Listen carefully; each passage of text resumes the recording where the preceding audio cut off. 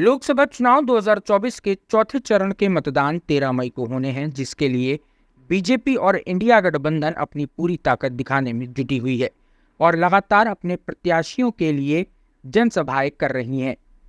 वहीं आज इंडिया गठबंधन से कांग्रेस प्रत्याशी आलोक मिश्रा के लिए चुनावी जनसभा करने राहुल गांधी और अखिलेश यादव दोनों कानपुर पहुंचे। कानपुर के जीआईसी ग्राउंड में एक संयुक्त जनसभा का आयोजन किया गया था, जिसको राहुल गांधी और अखिलेश यादव दोनों ने संबोधित किया।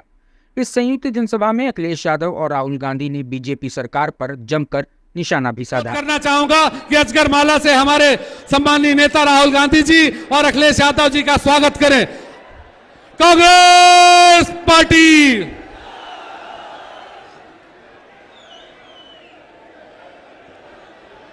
इंडिया गठबंधन, गणेश शंकर विद्यार्थी और मौलाना हसरत मोहनी की इस बलिदानी वीर धरती में हम सब लोग अपने नेता राहुल गांधी जी और अखिलेश यादव जी का स्वागत करते हैं, अभिनंदन करते हैं। बता दें कि जनसभा को संबोधित करते हुए अखिलेश यादव ने कहा कि जनता का गुस्सा 7वें आसमान पर है और 7वें चरण में जनता अपनी नाराजगी वोट देकर सरकार को खत्म करने का काम करेगी। वहीं उन्होंने पेपर लीक पर हमला बोलते हुए कहा कि ये अपना लीकेज नहीं रोक पा रहे हैं। वहीं अग्निवीर व्यवस्था को हमेशा के लिए खत्म करने की बात कहते हुए अखिलेश यादव ने कहा कि कानपुर की जनता जानती है कि ये सरकार बिजली नहीं बना रही है, बल्कि बिजली का बिल महंगा कर रही है। उन्होंने कहा कि कानपुर के लोगों को रोजगार देकर कानपुर को कामपुर बनाना है, ताकि बेरोजगारी को दूर किया जा सके। उन्होंने कहा कि ये चुनाव संविधान बचाने का चुनाव है। इंडिया गठबंधन के चुनाव की रैली में उपस्थित हमारे और इंडिया गठबंधन के समाजवादी पार्टी और कांग्रेस के सभी नेतागण, कांग्रेस पार्टी के नेता राहुल गांधी जी, कांग्रेस के प्रत्याशी यहाँ से आलोक मिश्रा जी, समाजवादी पार्टी और इंडिया गठबंधन के प्रत्याशी राजा रामपाल जी, पार्टी के हमारे महानगर के अध्यक्ष हाजी फजल महमूद जी, समाजवादी पार्टी के विधायक अमिताभ वाजपेयी जी, दूसरे समाजवादी पार्टी के विधायक रूमी जी, सतीश निगम जी से लेकर के अविनाश पांडे जी से लेकर के कांग्रेस और समाजवादी पार्टी के सभी हमारे नेता, पदाधिकारी, संगठन के लोग और इस चुनावी जनसभा में उपस्थित हमारे सभी आदरणीय बुजुर्ग, माताएं, बहनें और बड़ी संख्या में मैं देख रहा हूं नौजवान साथी और पत्रकार बंधुओं, मैं सबसे पहले आप सबका बहुत बहुत धन्यवाद और आभार प्रकट करना चाहता हूं। आप लोगों ने मिलकर के इस कार्यक्रम को सफल बनाने का काम किया है। जहां हमारा पंडाल भरा है, वहीं जहां पंडाल के बाहर छाया नहीं है, उसके बावजूद भी हमें दूर तक लोग दिखाई दे रहे हैं। ये कानपुर का संदेश है कि इस बार इंडिया गठबंधन की न केवल जीत होने जा रही है, बल्कि हमारे दोनों प्रत्याशी अच्छे वोटों से परिणाम लेकर के लोकसभा में पहुंचने जा रहे हैं। ये गवर्नमेंट इंटर कॉलेज में कार्यक्रम हो रहा है। ये गवर्नमेंट इंटर कॉलेज में कार्यक्रम हो रहा है।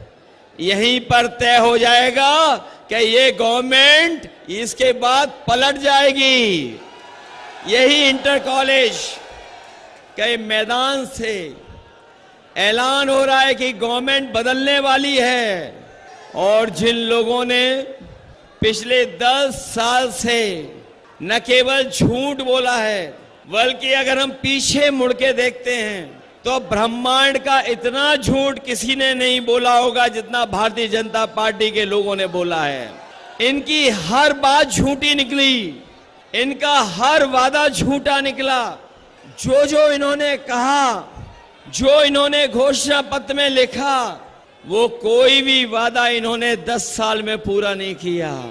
आज हम और आप चौथे चरण के चुनाव में आपसे सहयोग और समर्थन मांगने आए हैं। ये चौथा चरण बीच का चरण है। इससे पहले 3 हो चुके हैं, चौथे चरण के बाद 3 होने जा रहे हैं। ये चौथा चरण ही भारतीय जनता पार्टी का पूरा बैलेंस खराब कर देगा। और अब तो केवल 4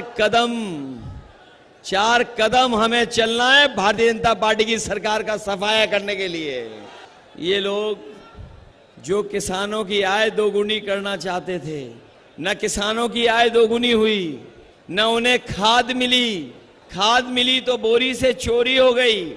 और बहुत सारे साथी ये जानते होंगे जिस तरीके से दबाव बना करके, ताली थाली बजा करके और हमारे लोगों को जबरदस्ती वैक्सीन लगवा दिया, उसी तरीके से इन्होंने हमारे किसानों को नैनो यूरिया खरीदवा दी, जिस नैनो यूरिया का कोई लाभ नहीं हुआ।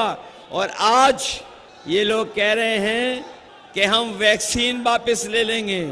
बताओ, जो वैक्सीन शरीर में चली गई, उस वैक्सीन को वापस कैसे लोगे? कैसे वापस होगी वैक्सीन? और जो लोग वैक्सीन लगवा करके सर्टिफिकेट रखे होंगे अपने घर पर, वो जब सर्टिफिकेट देखते होंगे तो बड़े मायूस हो जाते होंगे।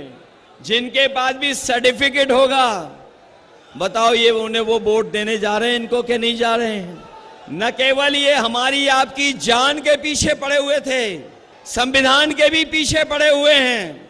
न केवल हमारी जान के पीछे पड़े हैं, बल्कि संविधान के पीछे भी पड़े हैं। और जो लोग कहते थे डबल इंजन की सरकार है, डबल इंजन की, इनके होर्डिंग आपने देखे होंगे। डबल इंजन वालों की ही सरकार का होर्डिंग से एक इंजन गायब है। और जो यहाँ का खटारा इंजन है और इनका भी जो लड़ रहा है खटारा इंजन, वो पहले से ही गायब है। और जब वोट पड़ेगा तो जो अकेला इंजन दिखाई दे रहा है होर्डिंग पर, वो भी गायब हो जाएगा, वो भी दिखाई नहीं देगा। बंटवारे में झगड़ा हुआ, कभी कभी बंटवारे में झगड़ा होने से नाराजगी हो जाती है। कुछ लोगों के हो सकता है बंटवारे में, एक दूसरे के बंटवारे में सही बंटवारा ना हुआ हो, इसीलिए नाराजगी दिखाई दे रही है। और अब तो वो अपने लोगों को ही बुरा भला कहने लगे हैं। जो लोग अपने लोगों को ही बुरा भला कहने लगे होंगे, तो सोचो जब 7 चरणों का चुनाव खत्म होगा तो परिणाम क्या होगा। और वो जानते हैं कि जनता का गुस्सा 7वें आसमान पर है, 7वें चरण तक इनका सफाया होना तय है। ये जो नौजवान हमारा बिना नौकरी, बिना रोजगार के, इसका भविष्य अंधकार में है। कमाल की सरकार है उत्तर प्रदेश की, जिस सरकार का हर पेपर लीक हो जा रहा है। ये नौजवान जो परीक्षा देने गए होंगे वो जानते होंगे, जब परीक्षा दी घर लौटे तो उनका पेपर लीक हो गया। बताओ पेपर लीक हुए कि नहीं हुए? ये कैसी सरकार है जो अपना लीकेज नहीं रोक पा रही है। और ये जो अग्निवीर वाली नौकरी, यहाँ तो बहुत बड़ा कैंटोनमेंट है। और हम ये जानते हैं आंकड़ों में उत्तर प्रदेश से ज्यादा फौज में भर्ती के लिए कोई नहीं जाता था। इन्होंने फौज की भर्ती को कम कर दिया, न केवल कम कर दिया बल्कि अग्निवीर नौकरी भी 4 साल की कर दी। हम नौजवानों को भरोसा दिला के जा रहे हैं, इंडिया गठबंधन के लोग ये 4 साल की अधूरी नौकरी को स्वीकार नहीं कर सकते। सरकार बनेगी तो अग्निवीर वाली व्यवस्था हमेशा हमेशा के लिए खत्म हो जाएगी। ये हमारा कानपुर जो इंडस्ट्रियल टाउन रहा, जहां के उद्योगपतियों ने, उद्योग चलाने वालों ने, कारोबार करने वालों ने अपनी मेहनत से, अपनी काबिलियत से एक कानपुर की पहचान बनाई। जो सरकार को मदद करनी चाहिए वो सरकार ने मदद नहीं की।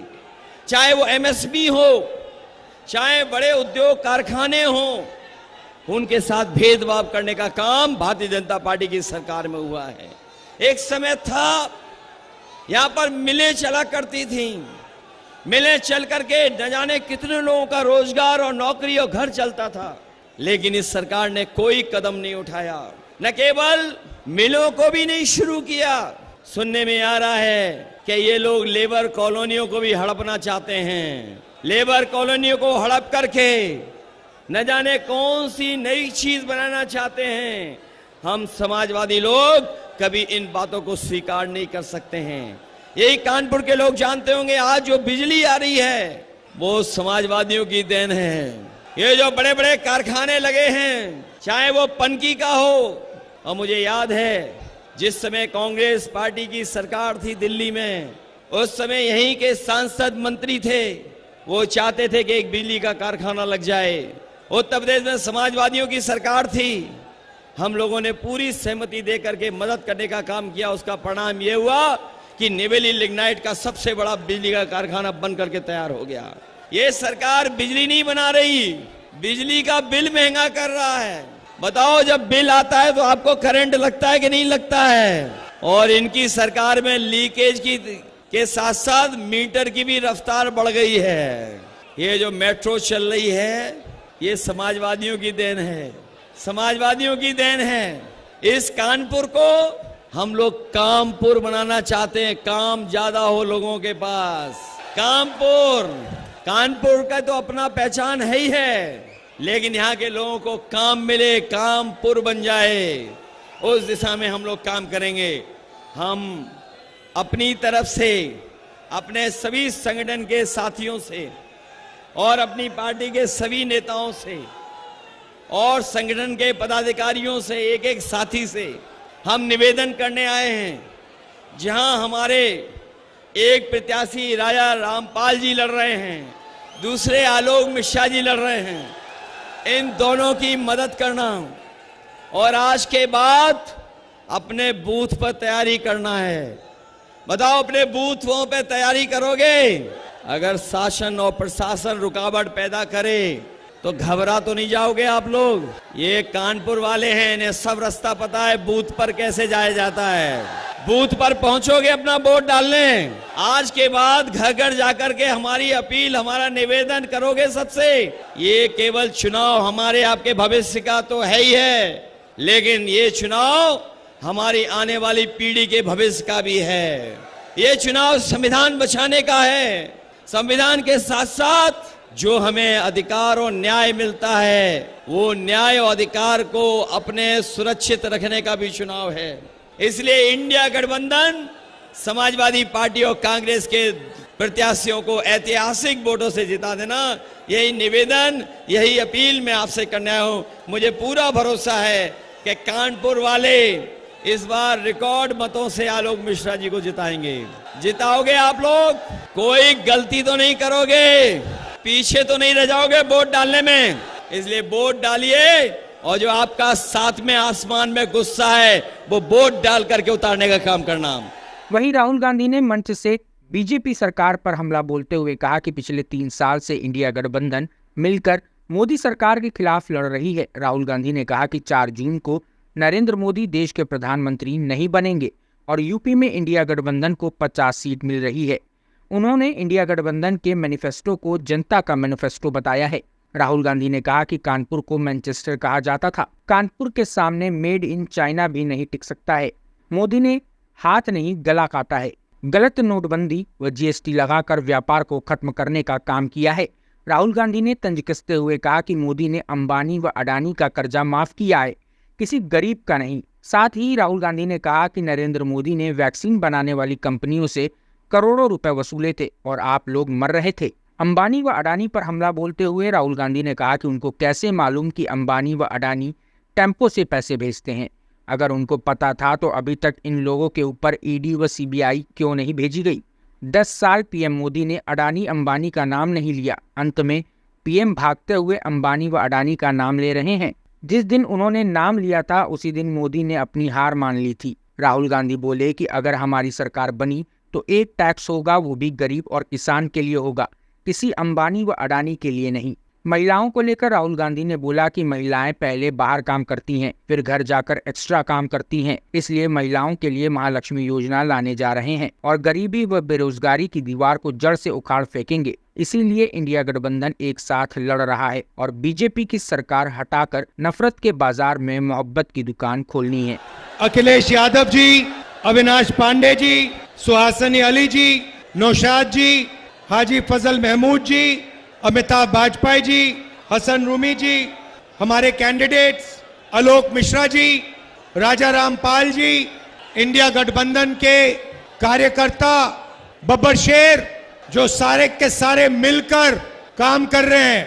बहुत जोश है आप में। मैं शुरुआत में ही कह देता हूं, पिछले 2-3 साल से हम नरेंद्र मोदी के खिलाफ लड़ रहे हैं। इंडिया गठबंधन एक साथ मिलकर लड़ रहा है। भारत जोड़ो यात्रा की 4000 किलोमीटर चले, कन्याकुमारी से कश्मीर, नफरत के बाजार में मोहब्बत की दुकान खोली। भारत जोड़ो न्याय यात्रा, मणिपुर से महाराष्ट्र, लाखों लोगों से हमने बातचीत की, एक साथ चले।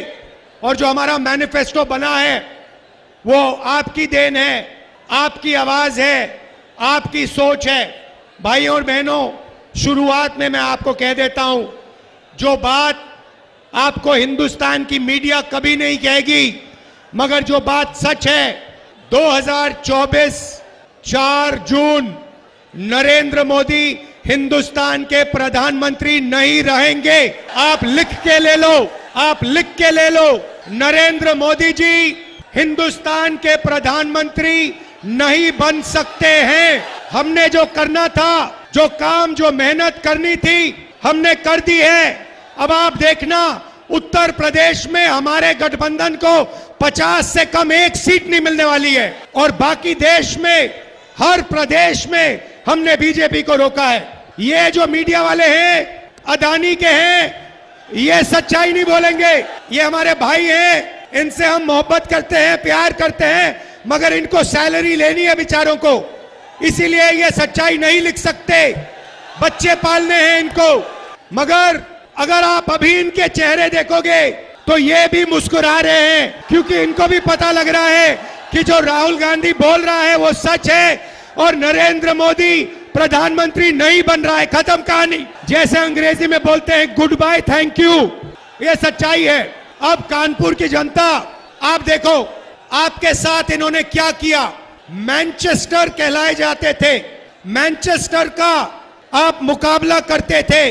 आप में वो क्षमता है, आपके कारीगरों में, आपके कारखानों में वो क्षमता है कि वो किसी को भी चैलेंज कर सकता है। मैं आपको बता रहा हूं, मेड इन कानपुर के सामने मेड इन चाइना नहीं टिक सकता है, कभी नहीं टिक सकता है। मगर नरेंद्र मोदी जी ने अदानी को बचाने के लिए, अदानी के धन के लिए, अदानी की जमीन के लिए आपका कानपुर का सिर्फ हाथ नहीं, हाथ और गला काटा है।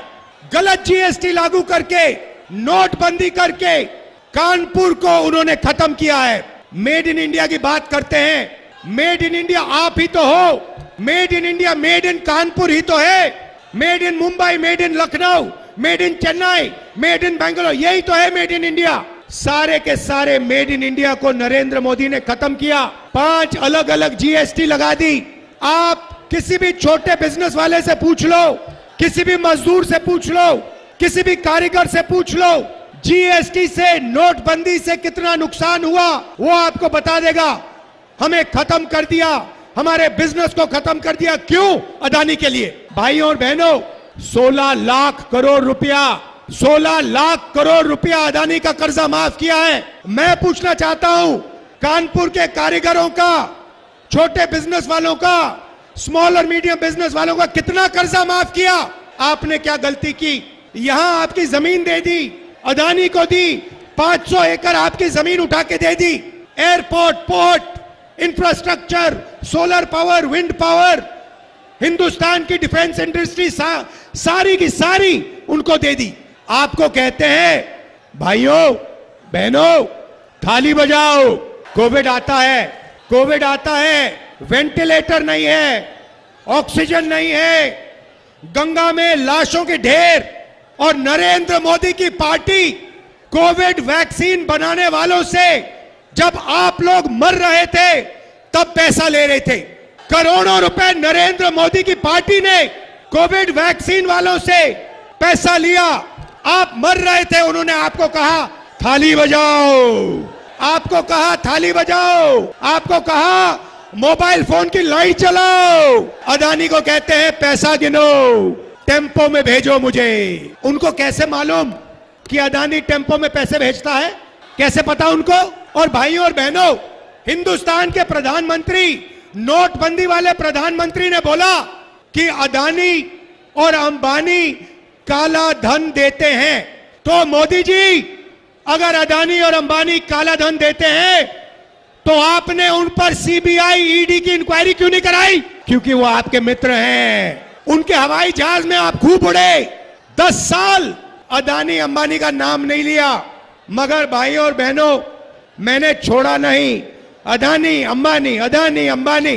अंत में नरेंद्र मोदी, हिंदुस्तान का प्रधानमंत्री, कांपते हुए कहता है अदानी अंबानी का नाम पब्लिक में लेता है। अदानी और अंबानी का नाम जिस दिन प्रधानमंत्री ने ऐसे स्टेट से ले ली, उस दिन हिंदुस्तान के प्रधानमंत्री ने हार मान ली। मैं बता रहा हूं, आप लिख लो, मीडिया वाले लिख लो, नरेंद्र मोदी हिंदुस्तान का प्रधानमंत्री नहीं बन सकता है। अब भैया 2-3 चीजें आपको कहनी है।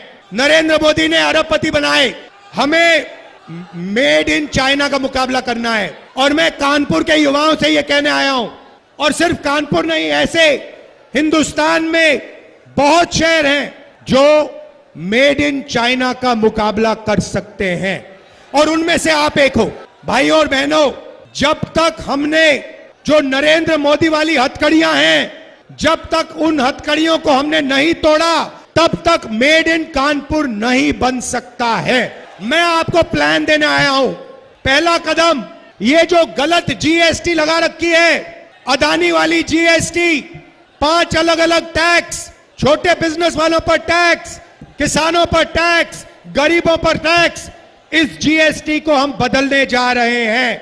एक टैक्स होगा, कम से कम टैक्स होगा, और अदानी और अंबानी के फायदे वाला टैक्स नहीं होगा। छोटे बिजनेस वालों के फायदे का टैक्स होगा, किसानों मजदूरों के फायदे का टैक्स होगा। दूसरी बात, बैंक के दरवाजे कानपुर के कारीगरों के लिए, छोटे व्यापारियों के लिए नरेंद्र मोदी ने बंद किए, अदानी के लिए, अंबानी के लिए खोले। हमारी सरकार आएगी तो ये जैसे जो लाल कालीन है ना बैंक में, वैसी लाल कालीन लगेगी कानपुर के छोटे बिजनेस वालों के लिए। अभी आपको कहते हैं, जब आप जाते हो बैंक लोन के लिए, आपको कहते हैं गेट आउट। हमारी सरकार आएगी, लाल कालीन लगेगी, सैल्यूट मारेंगे, कहेंगे भैया आप कितना पैसा चाहते हो, कितना बैंक लोन चाहते हो, मेड इन कानपुर बनाना है, मेड इन इंडिया बनाना है, आप बताइए। मेड इन कानपुर के बिना मेड इन चाइना का मुकाबला नहीं हो सकता, मैं बता रहा हूं। और हिंदुस्तान को मेड इन चाइना का मुकाबला करना है। मेरा सपना है कि ऐसे मोबाइल फोन पे चाइना में एक युवा ऐसे मोबाइल फोन को देखे और उस मोबाइल फोन के पीछे देखे और उस पे लिखा हो मेड इन कानपुर, और फिर वो कहे कि भाई ये कानपुर जगह कहां है, और फिर यहां आकर कानपुर में टूरिस्ट बनकर कानपुर के युवाओं को टूरिज्म का पैसा दे। आज क्या हो रहा है भाई और बहनों, ये चाइना का फोन है। नरेंद्र मोदी ने चाइना की मदद की, चाइना के फोन बनाए। अदानी फायदा लेता है, अंबानी फायदा लेता है, चाइना की कंपनियां फायदा लेती हैं, आप लोगों का नुकसान होता है, कानपुर के युवाओं का नुकसान होता है। हम इस बात को बदलना चाहते हैं। हम चाहते हैं कि मेड इन इंडिया हो, हिंदुस्तान के युवाओं को फायदा हो, हमारा माल चाइना के युवा खरीदे।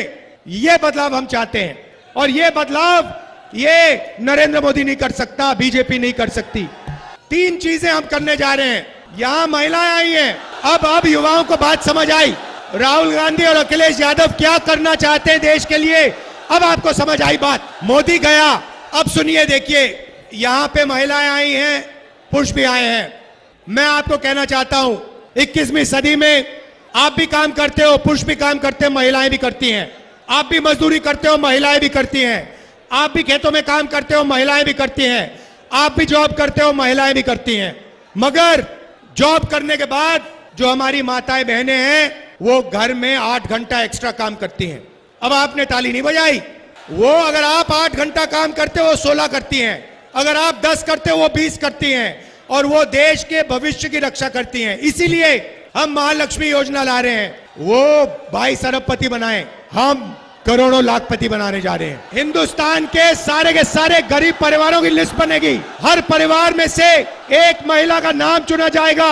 उस महिला के बैंक अकाउंट में 10,000 नहीं, 20 नहीं, 30 नहीं, 40 नहीं, 50, 60, 70, 80, 90,000 नहीं, 1 लाख रुपए बैंक अकाउंट में जाएगा। भाई और बहनों, 1 तारीख को हजारों लाखों परिवार अपने बैंक अकाउंट को देखेंगे और ठका ठक 8,500 रुपए अंदर। ये क्या समझ रखा है नरेंद्र मोदी ने कि यही पैसा बांट सकता है, ये अदानी को दे सकता है, ये अंबानी को दे सकता है, तो हम हिंदुस्तान के गरीब लोगों को दे सकते हैं। मीडिया वाले कहते हैं देखो मनरेगा दिया, मीडिया में सारे के सारों ने कहा देखो ये गरीबों को बिगाड़ रहे हैं। हमने कर्जा माफी की किसानों की, कहते हैं देखो किसानों को बिगाड़ रहे हैं। अदानी का कर्जा माफ होता है, मीडिया वाले कहते हैं देखो देखो विकास हो रहा है। अंबानी को जमीन मिलती है, किसानों की 1,000 एकड़ 2,000 एकड़, कहते हैं देखो देखो विकास हो रहा है। अब आपको जो कहना है कह लो, हमें कोई फर्क नहीं पड़ता। मोदी जी की जितनी फोटो दिखानी दिखा दो, दिन भर चलाओ। हम ना बैंक अकाउंट में ठगा ठक डालेंगे पैसा। यहाँ युवा आए हैं, अप्रेंटिसशिप का अधिकार, हिंदुस्तान के बेरोजगार युवाओं को अधिकार देने जा रहे हैं। 1 साल की पहली नौकरी पक्की, ट्रेनिंग और बैंक अकाउंट में साल के 1 लाख रुपए। पब्लिक सेक्टर, प्राइवेट सेक्टर, सरकारी अस्पतालों में, सरकारी कॉलेजेस, यूनिवर्सिटी में आपको पहली नौकरी पक्की मिलेगी 1 साल की। ये जो नरेंद्र मोदी ने दीवार बना रखी है ना, बेरोजगार की दीवार, इसको हम उड़ा के फेंक देंगे। आपसे कहते हैं भाई और बहन, अदानी से कहते हैं अदानी जी क्या चाहिए आपको? आपको जमीन चाहिए, आपको हिंदुस्तान की रेलवे चाहिए, आपको एयरपोर्ट चाहिए, आपको आर्मी चाहिए, आपको अग्निवीर चाहिए, लो। और आपको कहते हैं भैया पकौड़ा बनाओ, आपको कहते हैं पकौड़ा बनाओ, आपको कहते हैं भाइयों और बहनों नाले में से गैस निकालो, खाना पकाओ। अदानी से कहते हैं जो चाहिए ले लो। इनका काम आपके ध्यान को भटकाने का है। राम मंदिर का इनॉग्रेशन किया, मैं आपसे पूछना चाहता हूं, राम मंदिर में आपने अमिताभ बच्चन ये सब देखे ना? देखे? हिंदुस्तान की क्रिकेट टीम देखी, अदानी देखा, अंबानी देखा, बिरला टाटा सब देखे, किसान देखा, मजदूर देखा, बेरोजगार युवाओं की लाइन देखी, आदिवासी दलित पिछड़े देखे, गरीब जनरल कास्ट के लोग देखे, एक नहीं देखा। हिंदुस्तान की राष्ट्रपति से कहा गया तुम आदिवासी हो, तुम यहां नहीं आ सकती, चेहरा आज नहीं दिखाना। मैंने बात उठाई, मैंने कहा हिंदुस्तान के राष्ट्रपति को आपने राम मंदिर के इनॉग्रेशन में नहीं भेजा। 2-3 बार मैंने कहा, फिर नरेंद्र मोदी ने स्पेशल एयरक्राफ्ट से उनको राम मंदिर भिजवा दिया। पार्लियामेंट खुलता है, पूजा होती है, उधर आपको एक पिछड़े वर्ग का व्यक्ति नहीं मिलेगा, एक दलित नहीं मिलेगा, एक आदिवासी नहीं, एक किसान नहीं, एक मजदूर नहीं। और पार्लियामेंट के इनॉग्रेशन में आपको हमारी राष्ट्रपति का चेहरा नहीं दिखा। कैसा हिंदुस्तान है? अरबपतियों का हिंदुस्तान। ऐसा हिंदुस्तान नहीं चाहते हम किसानों की, गरीबों की, दलितों की, पिछड़ों की, आदिवासियों की, माइनॉरिटीज की, गरीब जनरल कास्ट की मदद करने वाला हिंदुस्तान, वो हिंदुस्तान चाहते हैं। किसानों को नरेंद्र मोदी ने इतनी बुरी तरह मारा पिछले 10 साल। हम किसानों को गारंटी करके कानूनी जीएसटी देंगे, उनका कर्जा माफ करेंगे। ले मजदूरों को मनरेगा में 2,250 रुपए, चुनाव के बाद 400। ठेकेदारी प्रथा सरकार में, पब्लिक सेक्टर में हम खत्म करने जा रहे हैं। सरकार में, पब्लिक सेक्टर में नौकरी मिलेगी, परमानेंट नौकरी मिलेगी, ठेकेदारी वाली नौकरी नहीं मिलेगी। भाई और बहनों देखिए, ये जो है ना, ये संविधान है। जो भी आपको मिला है ना, जमीन का अधिकार, रिजर्वेशन, पब्लिक सेक्टर नौकरी, इलाज, हरी क्रांति, सफेद क्रांति, आजादी, लोकतंत्र, इस किताब ने दिया आपको। ये इसने दिया है, ये अंबेडकर जी ने दी, महात्मा गांधी जी ने दी, और ये हिंदुस्तान की जनता ने दिया है। ये किताब, इसमें आपकी आवाज है, ये आपकी आत्मा है, ये आपका दिल है, ये आपका भविष्य है। इसको नरेंद्र मोदी फाड़ कर फेंकना चाहते हैं, इसको आरएसएस के लोग खत्म करना चाहते हैं। और मैं आपसे कह रहा हूं, आरएसएस छोड़ो, नरेंद्र मोदी छोड़ो, इस दुनिया में कोई ऐसी शक्ति नहीं है जो इस किताब को छू के दिखा दे। नरेंद्र मोदी आप हिंदुस्तान को नहीं समझे। ये हमारी आवाज है, ये हमारी आत्मा है, ये हमारा भविष्य है। इस पर कोई शक्ति हाथ नहीं लगा सकती। भाई और बहनों, इंडिया गठबंधन एक साथ लड़ रहा है। यहां अखिलेश जी बैठे हैं, समाजवादी के नेता, कांग्रेस पार्टी के नेता, बाकी पार्टियों के नेता, हमारे सारे के सारे कार्यकर्ता एक बन गए हैं। आमतौर से क्या होता है, आप जंगल में जाते हो, एक बब्बर शेर दिखता है, दूसरा बब्बर शेर उसके पास कभी नहीं आता। यहाँ पे हजारों बब्बर शेर एक साथ खड़े हुए हैं। अभी ये शिकार करने निकलेंगे, आरएसएस बीजेपी के विचारधारा का शिकार होगा। भाई और बहनों, दिल लगा के लड़ना है। इसके लिए, रिजर्वेशन के लिए, संविधान के लिए, हिंदुस्तान के भविष्य के लिए, किसानों के लिए, मजदूरों के लिए, पिछड़ों, दलितों, आदिवासियों के लिए, गरीब, जनरल कास्ट, माइनॉरिटी के लिए, सब मिलकर हम लड़ेंगे। अदानी की सरकार हटानी है, नरेंद्र मोदी की सरकार हटानी है। दिल से आपका धन्यवाद करता हूं। नफरत के बाजार में मोहब्बत की दुकान खोल दी आप लोगों ने। धन्यवाद। जय Hind. Hey there. Subscribe to my channel and also press this bell icon so you can get latest video notifications. And this is absolutely free.